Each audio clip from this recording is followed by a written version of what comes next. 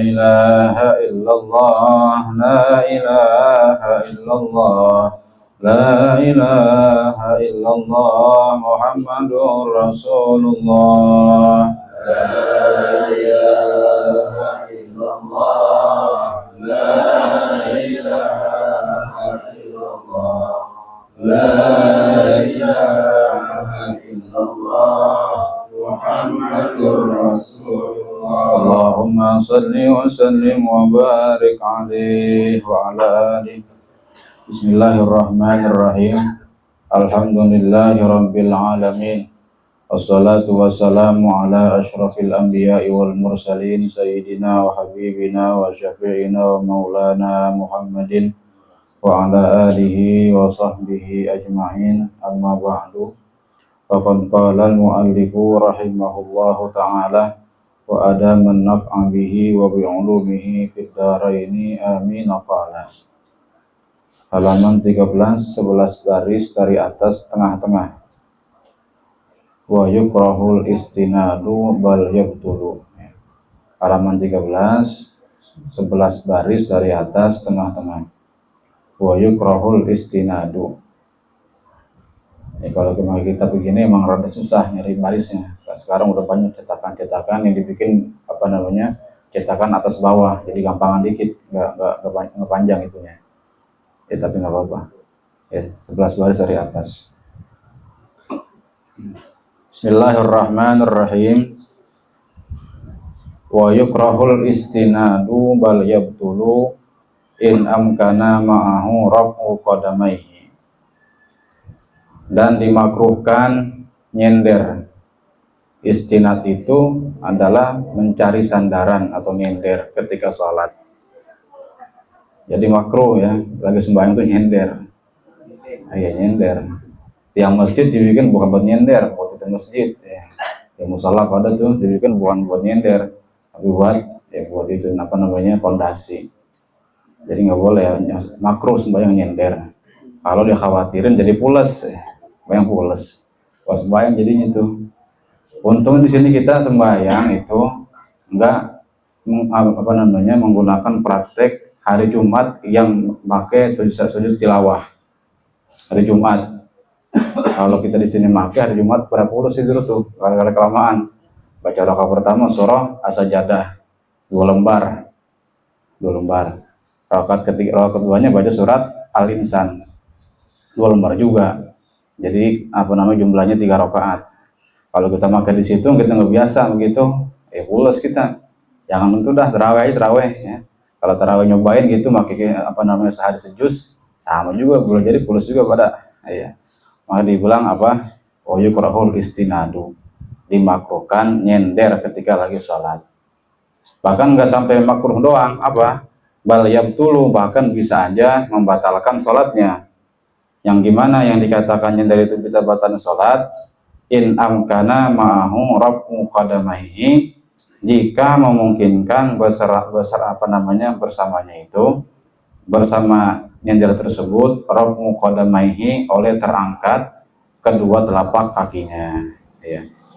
Kalau dinyender keenakan dia merasa kakinya bukan sebagai pijakan lagi tapi ada tembok atau ada tiang masjid ya sebagai sandaran, sehingga dia merasa atau menyangka tanpa menggunakan kaki pun dia bisa sholat, bisa berdiri, itu bisa batal sholatnya. Karena kan syaratnya kemarin itu yang wajib ketika sholat itu adalah al-qiyam, berdiri. Ya berdiri kayak kita orang berdiri, ya berdiri tegak gitu, nggak ada bantuan apa-apa. Artinya tatkala penamaan berdiri itu ternafikan gara-gara kita nyender, itu bisa membatalkan sholat. Ini berlaku bagi orang yang dalam keadaan normal, kagak sakit. Ya, kagak encok, kagak tua. Tapi kalau yang begitu, yang orang-orang udah tua karena likibarin, udah tua, atau limarodin, punya penyakit encok, kalau diri kelamaan ya, aku takut nanti dia nyungsep ke bawah gitu, atau nggak kuat ketika lagi pengen bangun malah sakit. Itu nggak apa-apa, dia nyender pakai bangku sholatnya. Makanya nanti ada permasalahan bagaimana hukum orang itu kalau dia sembahyang awalnya dia diri tapi tengahnya duduk, Ada tuh begitu ya, ada begitu. Bagaimana hukumnya? Apakah boleh sebanyak begitu? Ya diperinci dulu hukumnya, diperinci. Nah, ini di sini saya ada keterangan di kitab Fathul Muin diperinci hukumnya. Kalau memang dia sholat jamaah, misalkan sholat isya nih ya, misalkan sholat isya, jamaah dia karena dia jadi makmum ada imam, tentu imam itu kita nggak bisa takar. Artinya kita nggak setelah imam mau sholat baca apa ya setelah imam itu, mau dibaca panjang ke, mau baca pendek ke, jadi makmum kita ikut apa kata imam, apa yang imam kerjain. Kalau memang pada bagian sholat jamaah dia merasa nggak kuat diri seluruhnya, maka boleh dia duduk di tengah-tengah sholat itu. Misalkan baru 2 rakaat, gara-gara misalkan soal rakaat baca panjang, kedua panjang, pas 3 dilemes, boleh duduk lah itu. Ya, ntar 3-4 habisin dia duduk. Itu kalau emang lagi berjamaah. Yang kedua hukumnya, kalau emang dia merasa kalau nggak jamaah misalkan, dia kuat 4 rakaat berdiri karena dia yang sholat. Misalkan kalau dia rakaat pertama nggak baca surat, langsung surun aja. Pokoknya 4 rakaat itu dia lah yang ngatur. Sebisa mungkin gak lama sholatnya. Bisa tuh dia 4 rakaat itu bisa dikerjain diri semua tanpa duduk. Gitu. Maka di sini yang amdalnya adalah dia memilih sholatnya sendiri aja. Kenapa? Karena dalam sholat sendiri itu dia bisa berdiri keadaan seluruhnya. Tapi kalau dia jamaah isya tadi misalkan gitu, rakaat ketiga dia nggak kuat, lemes, dia duduk, itu pahalanya kurangan. Jadi orang yang semakin duduk itu pahalanya kurangan. Tapi kalau emang dia kira-kira yang ditakar-takar, kalau sekiranya saya sholat isya nih nggak jamaah nih, kuat nih saya diri, ya. Saya kuat diri sampai 4 rakaat, maka dia lebih baik di sini kata pengarang kita Fathul Muin, mendingan sholatnya sendiri aja dah. Kenapa? Karena supaya 4 rakaat itu terbangun dalam keadaan berdiri semua. Gini. Qala Syekhuna nih dalam kitab Fathul Muin, ya juzu limaridin amkanahul qiyamu bila masyaqqatin law infaradah la in shalla fi jama'atin illa ma'a julusin fi ba'diha as-salatu ma'ahum ma'al julusi fi ba'diha wa in kana al-afdalu al-infiradah. Berkata guru kami Ibnu Hajar, boleh bagi orang yang sakit yang memungkinkan berdiri dengan tanpa adanya keberatan, kalau dia sholat sendiri.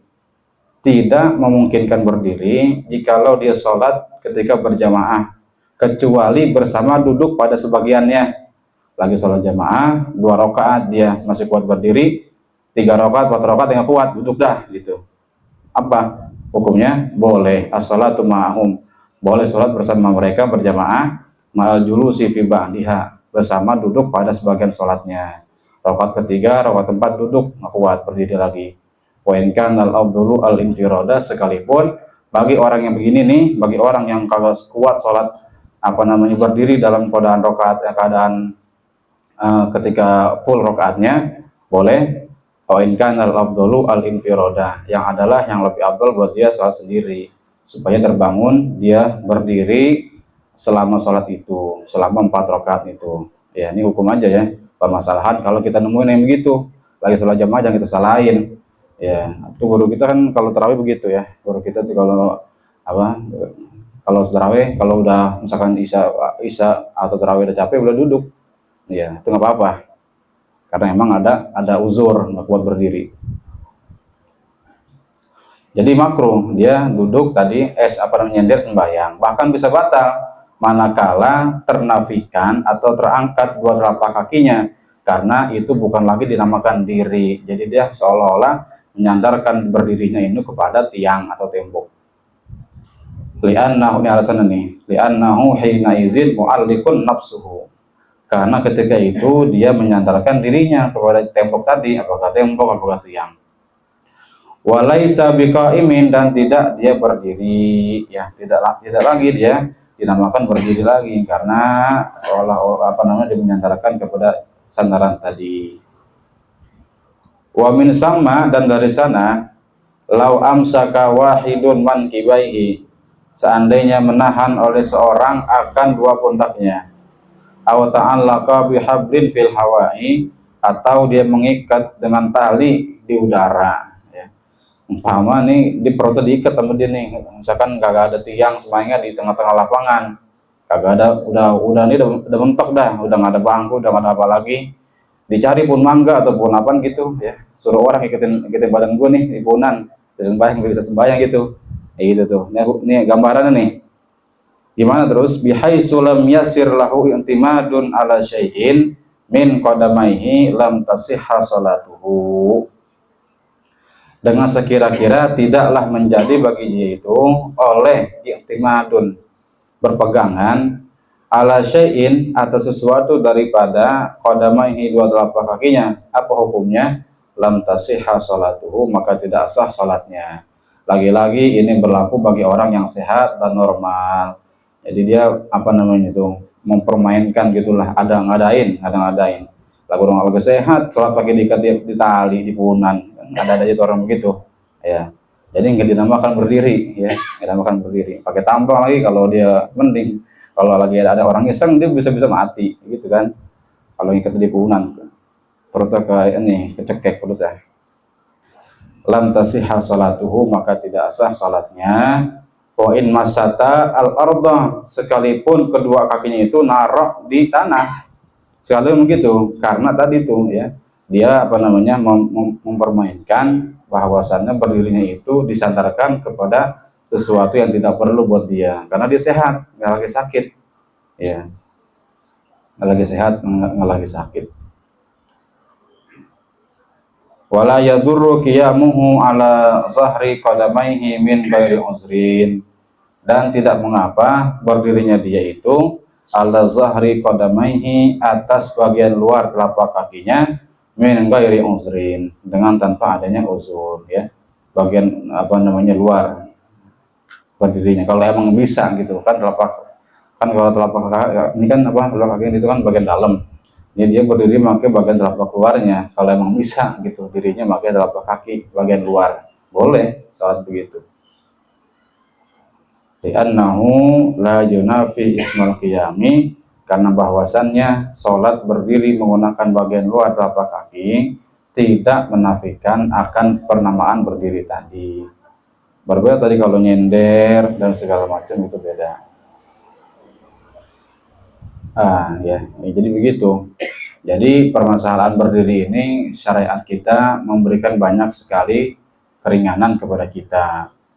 Itu kalau emang pada bagian berdiri dia masih ada pembantu, masih ada i'anah penolong, ya pakai bangku, pakai sholatnya gitu, atau segala macam. Tadi itu nyender misalnya, ya nyender. Jadi supaya dia berada di posisi berdiri dulu, karena afdalnya itu yang besar pahalanya berdiri kalau sholat. Kemudian kalau emang agak mampu berdiri, ya duduk, ya. Kalau nggak duduk baring, kalau nggak baring telentang, kalau nggak telentang pakai isyarat, kalau nggak pakai isyarat dalam hati, ya, menggerakkan hatinya, menggambarkan seolah-olah dia lagi sholat. Artinya dalam permasalahan ini fisik itu bukan penghalang untuk mengukurkan kewajiban sholat, apalagi kesibukan, ya, apalagi kesibukan. Kan jelas banget tuh ayatnya, fa idza qudiyatus sholatu fantashiru fil ardi wabtagu min fadlillah. Jadi Islam ini nggak melulu tentang masalah ya begituan, masalah melulu ibadah melulu kagak. Ya boleh kita melakukan apa namanya mencari nafkah, mencari karunia Allah yang bertebaran di muka bumi ini, mengolah dengan benar. Tapi syaratnya kalau lagi dalam sholat ibadah dulu. Kalau udah lagi ibadah baru kita boleh bertebaran di muka bumi, mencari karunia Allah, mengelolanya dengan baik. Ya, fisik aja begitu ya, fisik aja hampir begitu diaturnya supaya kehormatan sholat enggak tercoreng, enggak tercemar. Mau lagi sakit juga wajib sholat, ya nggak ada, selama dia masih berakal, masih ada akalnya. Apalagi kesibukan yang kesibukan kecil sekali, nggak berdampak banget ya, gitu. Jadi apa kata Nabi? Kalau sholat nggak bisa diri duduk, kalau nggak duduk nggak bisa baring nggak bisa telentang. Kata di sini fa'il lam yastati fa mustalqiyan, kalau dia nggak bisa baring dengan lambungnya dia, maka dia apa telentang tadi, telentang. La yukallifullahu nafsan illa wus'aha, tidaklah sekali-kali Allah itu memberatkan kepada jiwa, kepada seorang hamba, illa wus'aha, melainkan yang terbaik ya, melainkan sebagai peluasan kepada si hamba tersebut. Jadi nggak ada yang susah ya, dalam beragama ini nggak ada yang susah. Kalau nggak bisa ini dikasih keringanan, kalau nggak bisa ini dikasih keringanan. Ya, cuman kitanya sebagai yang menjalaninya kadang-kadang ya merasa ya gitu dah, ya merasa dimanja jadi kelupaan.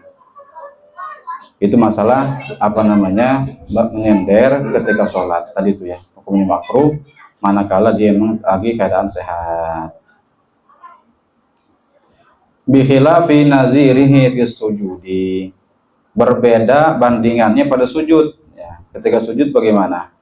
Fa in waqafa munhaniyan li amamihi aw zahrihi bi an yasira ila aqallir ruku'i aqrabu ma'ilan liyaminihi aw yasarihi bihaitsu la yusamma qa'iman urfan lam yasiha. Maka jikalau dia berdiri sholat munhanian hal keadaannya condong li amamihi ke depan ya, condong ke depan, au zahrihi atau condong ke punggungnya, ke belakang ya. Jadi nggak tegak lurus, ada kalanya condong lebih ke depan atau lebih ke belakang. Bi an yasira, dengan bahwasannya menjadi ia ila aqallir ruku'i kepada sekurang-kurang ruku, aqrabu ma'ilan lebih dekat condongnya, liyaminihi au yasarihi kepada sebelah kanannya atau kirinya ya. Jadi enggak tegak lurus ya. Tadi itu dia condong ke depan atau condong ke belakang atau condong ke kanan atau condong ke kiri, bihaitsu la yusamma qa'iman, dengan sekira-kira tidak dinamakan dia sebagai orang yang berdiri, lam yasiha maka tidak sah salatnya ya. Enggak sah salatnya bitarkihil wajibah bila uzrin, karena meninggalkan ia akan yang wajib dengan tanpa adanya uzur, ya. Jadi lurus, mesti lurus. Walau ajaza anil qiyami mustaqillan wa qadara alaihi muttaqian ala syai'in aw ala rukbatayhi aw qadara ala nuhudin bimuayyanin walau bi ujrati mislin talabaha fadilatun amma yu'tabaru fi zakatil fitri yaumihi wa lailatihi lazimahu zalika li'annahu maisuruhu. Dan seandainya dia lemah dari berdiri mustaqilan sendiri ya, kalau tadi sakit bagaimana, wa qadara alaihi muttaqian ala syai'in, dan ia mampu atasnya itu berdiri hal keadaan bersandar, ala syai'in atas sesuatu, au ala rukbataihi atau atas dua lututnya, berarti duduk ya, berarti duduk istirahat, salat duduk, au qadara ala nuhudin bimuayyanin, atau dia mampu atas bangkit dengan adanya pertolongan, walau bi ujrati mislin, sekalipun dengan pakai upah, pakai bayar jasa orang. Misalkan tuh orang di masjid ada orang nyewain bangku sholat, boleh ya, masjid itu hukum wajib dia menjewanya karena untuk membantu dia. Kalau gitu nggak gitu dia nggak bisa sembahyang berdiri. Talabaha fadilatun amma yu'tabaru, yang ia cari itu upah melebihi apa-apa yang dianggap pada zakat fitrah harinya dan malamnya, lazimahu zalika, maka mewajibkan akan demikian itu, li'annahu maisuruhu, karena bahwasannya itu yang lebih memudahkan untuk dia, melancarkan dia untuk memberlangsungkan sholatnya dengan adanya bantuan sekalipun pakai bayar ya, sekalipun pakai bayar. Jadi gitu, tetap kalau emang ada apa namanya duluin dulu, utamain dulu, kalau memang ada masih bisa berdiri meskipun dengan ada bantuan, utamain dulu, jangan langsung duduk. Ini begitu cara mainnya begitu, kalau emang cara kita ngikutin secara fikihnya begitu. Tapi kalau emang kita mau pakai udah dah ribet banget pakai bangku atau pakai tiang, langsung aja duduk aja sholatnya nggak apa-apa. Ya kan cuma secara ini doang ya, secara fikihnya begitu diaturnya.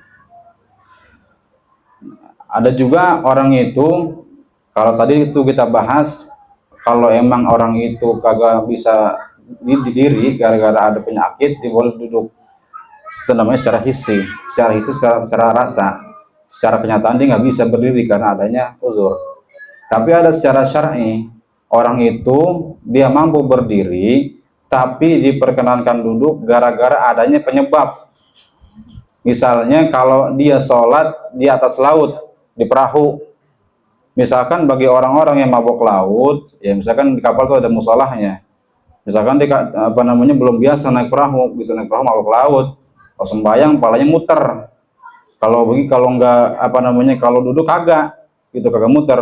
Tapi kalau berdiri muter, maka dia boleh duduk sholatnya, meskipun dia lagi keadaan normal. Itu namanya apa namanya duduk atau kekurangan berdiri ketika memang secara syar'i dia diperkenankan. Jadi gitu, di laut dia naik kapal, kepalanya pusing, mabok laut, kalau sholat berdiri maka diperkenankan dia sholat duduk, meskipun cuma gara-gara pusing kepalanya doang.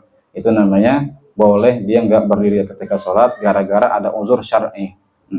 Gara-gara dia ada uronur ra'si, kepalanya muter.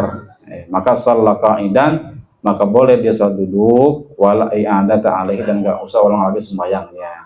Jadi gitu, ada secara hissi. Hissi ini bagi orang-orang yang memang sakit, maka diboleh duduk. Ada secara syar'i, dia duduk sholatnya gara-gara ada penyebab yang menyebabkan dia apa namanya nggak bisa memberlangsungkan secara apa namanya maksimal ketika dia berdiri. Itu ada dua ya. Allah alam bisawab. Ntar wa yajibun qiyamu halat taharrumi bil fardi.